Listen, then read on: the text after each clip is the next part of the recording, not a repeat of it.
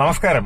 ഞാൻ കമറുദ്ദീനാണ്, ചെന്നൈയിൽ നിന്ന്. ഇപ്പോ FBയിൽ വരാനുള്ള കാരണം, കേരളത്തിന്റെ മലപ്പുറം ജില്ലയിലെ നിലമ്പൂർ കരുളായിൽ മരുമോളെ അമ്മായിയമ്മ വെട്ടിക്കൊന്നു. ഇന്നത്തെ ഒരു ന്യൂസാണ്. നേരം വെളുത്തിട്ട് പിന്നെ കുറച്ച് അപ്പോഴേ സോഷ്യൽ മീഡിയ നോക്കിയപ്പോൾ കാണാൻ കഴിഞ്ഞൊരു ന്യൂസാണ്. വിഷയം, ചായ ഉണ്ടാക്കി കൊടുത്തില്ല അമ്മായിയമ്മയ്ക്ക് മരുമോൾ. ആ ദേഷ്യത്തിന്റെ പേരിലാണത്രേ വെട്ടിക്കൊന്നത്. ആ അമ്മായിയമ്മയെ പോലീസ് വന്ന് അറസ്റ്റ് ചെയ്ത് ജീപ്പിൽ കയറ്റുന്ന ഒരു രംഗം കാണാൻ കഴിഞ്ഞു. ആ അമ്മായിയമ്മയുടെ മാക്സിയിൽ മൊത്തം ചോരയാണ്, ചോര. ബ്ലഡിന്റെ കളിയാണ്. അറസ്റ്റ് ചെയ്ത് കൊണ്ടുപോയി. ചായ കിട്ടാത്തതിന്റെ പേരിൽ പോലും മരുമക്കളെ വെട്ടിക്കൊല്ലുന്ന അമ്മായിയമ്മമാരുള്ള ഒരു നാടായി മാറിയോ നമ്മുടെ കേരളം എന്ന് പറയാതിരിക്കാൻ നിവൃത്തിയില്ല. എല്ലാ അമ്മായിയമ്മമാരും ഒരിക്കലും അങ്ങനെ ചെയ്യില്ല. എല്ലാ മരുമക്കളെയും, ചില മരുമക്കളെ പൊന്നുപോലെ നോക്കുന്ന അമ്മായിമ്മമാരുണ്ട്, സ്വന്തം മക്കളെ പോലെ. അത് വേറെ വിഷയം, ഒരുപാടുണ്ട്. ഒരു ഇലയെടുക്കുമ്പോൾ 2 ഭാഗവും നോക്കണമല്ലോ. പക്ഷേ ചില അമ്മായിമ്മമാർ വളരെ, എന്താ പറയാ, വളരെ മോശമാണ്. മോശം എന്ന് വെച്ചാൽ പറയാനില്ല. മരുമക്കൾ എന്ന് പറയുമ്പോൾ വീട്ടിലേക്ക് കയറി വന്ന ആ ഒരു വിളക്ക്, ആ ഒരു നിലവിളക്ക്, അല്ലെങ്കിൽ ആ ഒരു വിളക്ക്, ആ ഒരു സൂര്യൻ, ആ ഒരു പവിത്രമായ ഒരു പെൺകുട്ടി, ആ പെൺകുട്ടി ഈ വീട്ടിൽ കയറി വന്നത് എന്റെ മരുമോളായിട്ടല്ല, എന്റെ മോളാണ് എന്ന ചിന്ത ചില അമ്മായിമ്മമാർക്കൊന്നും ഇല്ല സുഹൃത്തുക്കളെ. ഞാൻ തമാശ പറയല്ല. ഒരുപാട് മരുമക്കൾ ഭർത്താവിന്റെ വീട്ടിൽ വളരെ സങ്കടകരമായ ജീവിതം നയിച്ചുകൊണ്ട് ജീവിക്കുന്ന ഒരുപാട് മരുമക്കൾ നമ്മുടെ കേരളത്തിലുണ്ട്.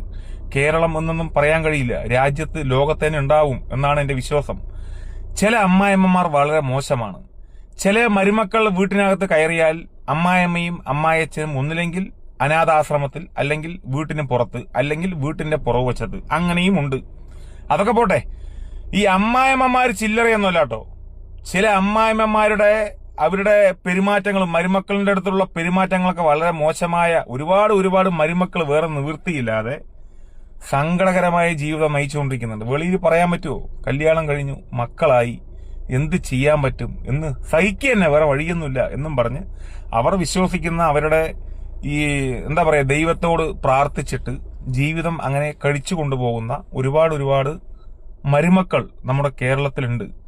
അപ്പോ കൂടുതലൊന്നും പറയുന്നില്ല. നോമ്പാണ്, പറയുന്നതിനും പരിമിതികളുണ്ട്. പ്രത്യേകിച്ച് ഇന്ന് 27-ാം രാവാണ്, പവിത്രമായ രാവാണ്, പവിത്രമായ ദിവസമാണ്.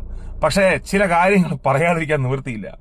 ഒരു 6-7 വർഷങ്ങൾക്ക് മുൻപ് കേരളത്തിന്റെ കൊല്ലം ജില്ലയിൽ റംസി എന്ന് പറയുന്നൊരു യുവതിയുടെ ആത്മഹത്യയുമായി ബന്ധപ്പെട്ട് ആ യുവതിയെ കല്യാണം കഴിക്കാൻ പോകുന്ന യുവാവിന്റെ അമ്മയെക്കുറിച്ച് ഞാൻ 2 വാക്ക് പറഞ്ഞിട്ടുണ്ടായിരുന്നു. ഇങ്ങനെയുള്ള അമ്മായിയമ്മമാരുടെ തലയിൽ അമ്മിക്കല്ലോ ആട്ടുകല്ലോ ഇടാനുള്ള നിയമം നിലവിലില്ല. അന്നും പറഞ്ഞു അമ്മിക്കല്ലോ ആട്ടുകല്ലോ ഇടണമെന്ന്. നിയമമില്ലെങ്കിൽ നിയമമുണ്ടാക്കണം. കേരളത്തിൽ അതിനാണല്ലോ നിയമനിർമ്മാണ സഭ, അല്ലേ? നിയമമുണ്ടാക്കിയിട്ട് അത് രാജ്യത്തിനും ലോകത്തിനും മാതൃകയാവണം. ഇതുപോലെയുള്ള അമ്മായിമ്മമാരെ ദയവ് ചെയ്ത് ജയിലിനകത്ത് കൊണ്ടിട്ട് തീറ്റി പോറ്റരുത്. അവരുടെ തലയിൽ അമ്മിക്കല്ലോ ആട്ടുകല്ലോ ഇടുക. അങ്ങനെ ഇടുമ്പോ അത് എല്ലാ മാധ്യമങ്ങളിലും ചാനലുകളിലും മീഡിയകളിലും വരുമ്പോ ഇതുപോലെ ഈ മരുമക്കൾക്ക് എതിരെ പ്രവർത്തിക്കുന്ന അമ്മായിമ്മമാരുണ്ടല്ലോ, ആ അമ്മായിമ്മമാരൊന്ന് ആലോചിക്കും, നമ്മുടെ തലയിൽ നാളെ ആട്ടുകല്ല് വീഴും, അതുകൊണ്ട് വേണ്ട എന്ന് അവർ ചിന്തിക്കും. എന്തൊക്കെയാ നമ്മുടെ നാട്ടിൽ നടക്കുന്നത്? എന്താണ്?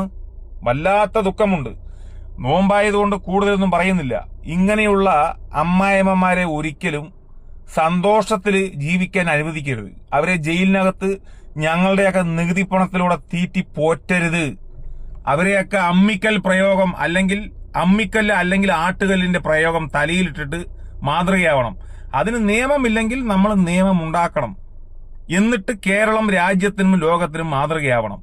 അല്ലാത്ത കാലത്തോളം, ഇങ്ങനെയുള്ള അമ്മിക്കൽ പ്രയോഗം, ആട്ടുകൽ പ്രയോഗം നടത്താത്ത കാലത്തോളം ഇത് ഇനിയും തുടരും. ഒരു സംശയം വേണ്ട. ഓക്കെ, അപ്പൊ ശരിയെന്നാ.